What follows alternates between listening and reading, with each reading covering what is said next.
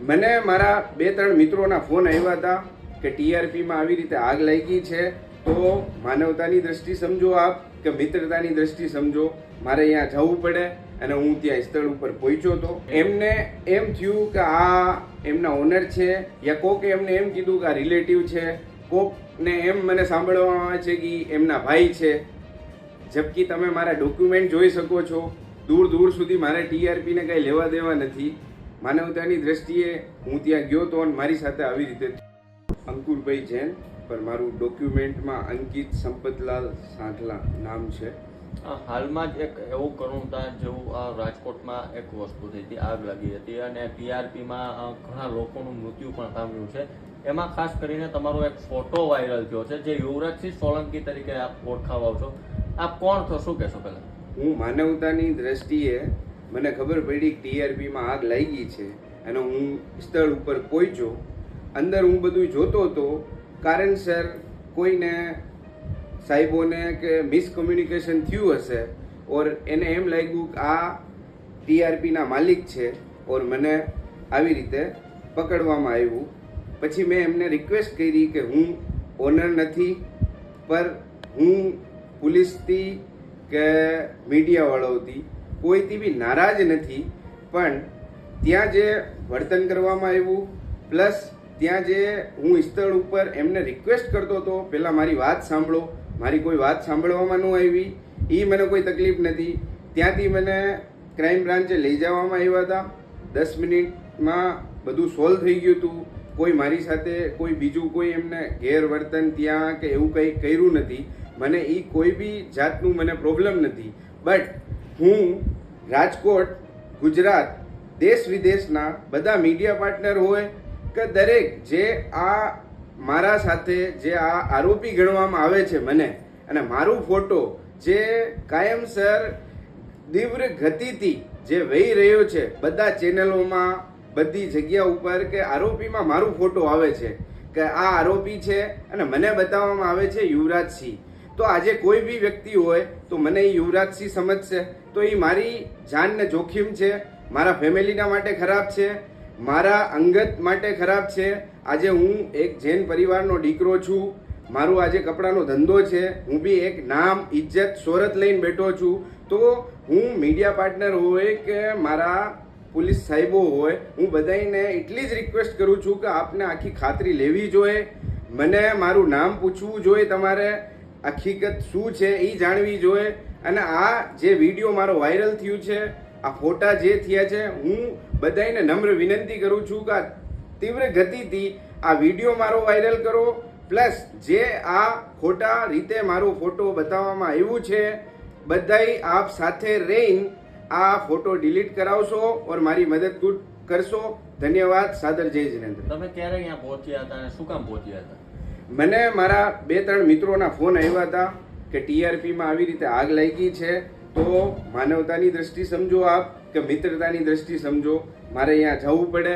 અને હું ત્યાં સ્થળ ઉપર પહોંચ્યો હતો.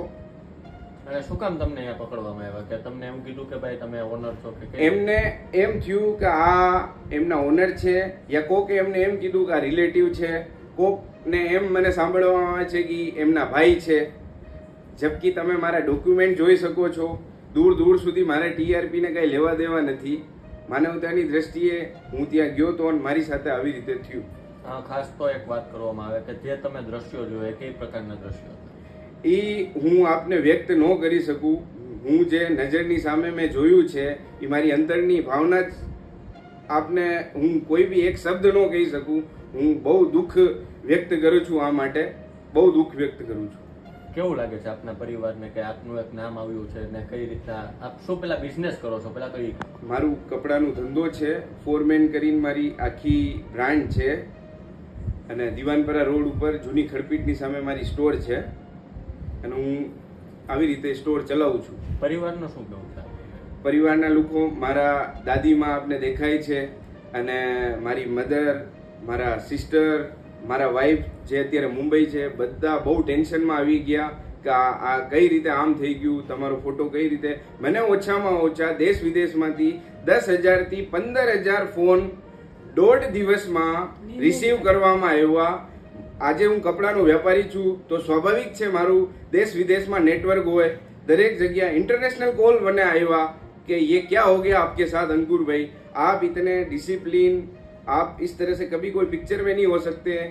बट ठीक है, જે થયો એ હું બધાને એક જ રિક્વેસ્ટ કરીશ કે આ જલ્દથી જલ્દ વિડીયો વાયરલ કરો, મારા ફોટા હટાવવામાં આવે, ઓર જ્યાં સુધી ઉપર લેવલ સુધી વાત જાતી હોય તો હું સીએમ સાહેબ હોય કે પીએમ સાહેબ, ત્યાં લગી હું આપ બધાને રિક્વેસ્ટ કરું છું કે આ રીતે મને આરોપી ગણવામાં ન આવે. હું એક કપડાનો સાધારણ વ્યક્તિ છું ઓર વ્યાપારી છું, ઓર મારું નામ આવી રીતે આપ બદનામ ન કરી શકો.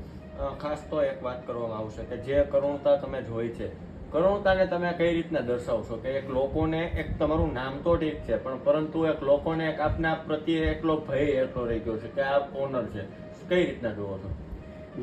હું સ્થળ ઉપર ગયો તો જે રીતે અહીંયા આગ લાગી હતી, હું જે રીતે આ લોકો જે રાજકોટ તંત્ર છે યા રાજકોટ મ્યુનિસિપલ કોર્પોરેશન છે, ફાયર બ્રિગેડ વાળા છે, પછી આપણા સીપી સાહેબ છે કે પોલિટિક્સ વાળા જેટલા સહભાગીઓ અહીંયા હતા, બધા રિયલી બહુ સપોર્ટ કરતા હતા.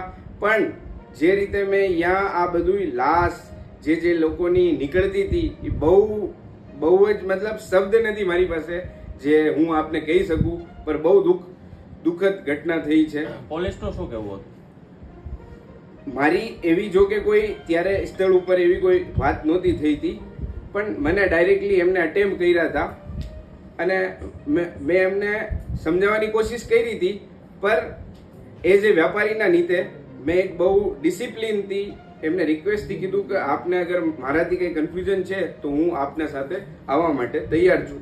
તમે યુવરાજસિંહ જોયા છે કે કેમ? મેં યુવરાજસિંહને નથી જોયા. તો આપને કઈ રીતના કઈ પોલીસ અધિકારીઓ પકડ્યા કે કઈ રીતના શું છે? કેમ કરી શકીએ હવે? આપ જોઈ શકો છો કે આરોપી લખેલું આવે છે અને નીચે આમ લખેલું આવે છે કે યુવરાજસિંહ, પણ એ તો મીડિયાવાળા હોય કે આપ બધાને એ ધ્યાન તો રાખવું જોઈએ ને કે માણસની ઓળખાણ શું છે. આજે એક વિડીયો અગર આપ વાયરલ કરો છો, ફોટો નાખો છો તો આપને કોઈ ખબર નથી, આપ કઈ રીતે આ બધું કરી શકો?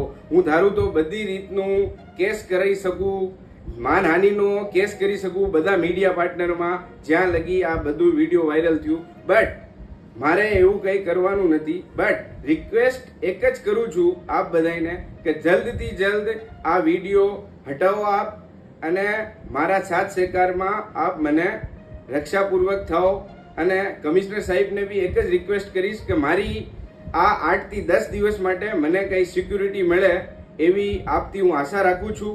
ધન્યવાદ. સાદર જય જિનેન્દ્ર. પરિવારની વાત કરીએ તો પરિવારમાં કેટલો દુઃખદ વસ્તુ કહેવાય છે કે અત્યારે આપનું નામ આવ્યું છે, પરિવાર કઈ રીતના જોવે છે?